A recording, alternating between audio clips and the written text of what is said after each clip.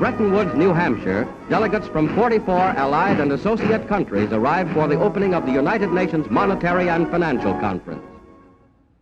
Our story begins in 1944. With World War II coming to an end, the Allied nations met at Bretton Woods, New Hampshire, to create a new financial system which would stabilize the world once the war ended. With America poised to enter a golden age of prosperity, the U.S. dollar was chosen as the world's reserve currency. The Bretton Woods system was created after the Second World War at the Bretton Woods Conference in New Hampshire.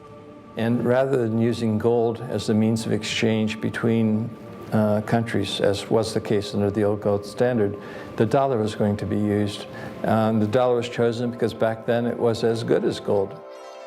Under this new system, countries agreed to fix their currencies to the U.S. dollar, and the U.S. dollar would be tied to gold at a price of $35 per ounce. This meant that countries around the world could trade their currencies for U.S. dollars, which they could then exchange for gold. This created a system where all currencies were essentially backed by gold. To avoid the logistics of shipping physical gold across the world, when countries did exchange their currencies for gold, it was usually stored safely in the U.S. Under the Bretton Woods system, you could exchange your currency or your dollars for gold. Now, it only applied to foreign countries and central banks. And we began to run budget deficits. We were running the Great Society program under Lyndon Johnson, and we were fighting a war in Vietnam. And all of a sudden, we were running these deficits, and countries were changing their dollars, and they said they wanted gold. And it began with the French, and then it started to spread. With all the new spending programs in the United States, other countries became concerned that the U.S. was spending more money than it had gold reserves.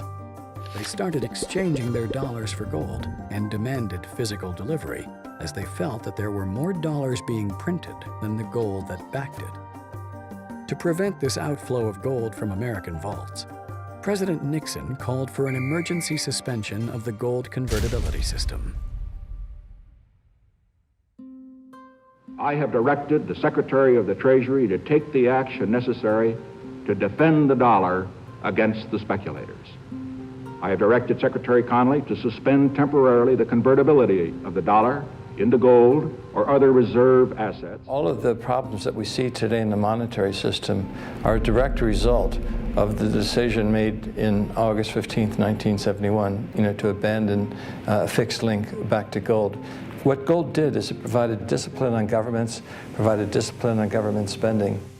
Under the old system, if you ran a budget deficit, then what would happen is gold would flow out of your country until there was a balance again. Well, without any gold backing, then countries ran perpetual deficits. So if you look at, for example, this country, from 1971 on, the U.S. has never run a surplus. Ever since we went off the gold standard, it's just been perpetual stimulus. Good times, bad times, always run a deficit.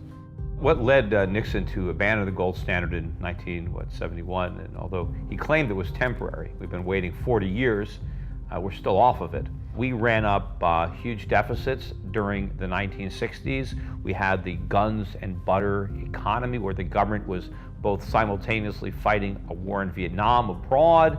In addition, we were funding manned missions to the moon and the whole space program. We were creating more money than we had gold reserves to back it up.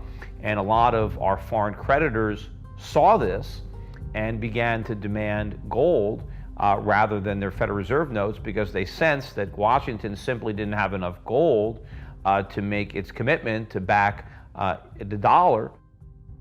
By removing the link between gold and the U.S. dollar, President Nixon created a system where all currencies were backed by nothing. This is what is known as a fiat currency. Fiat currency is currency that's backed by nothing except government promises. The word fiat is a Latin word, and it basically means currency that's circulating by force. If people have confidence in that currency, and if there's enough government force, that will enable the currency to circulate for a period of time until people lose confidence in the currency. There is no nation on this planet that currently uses money. We all use currency.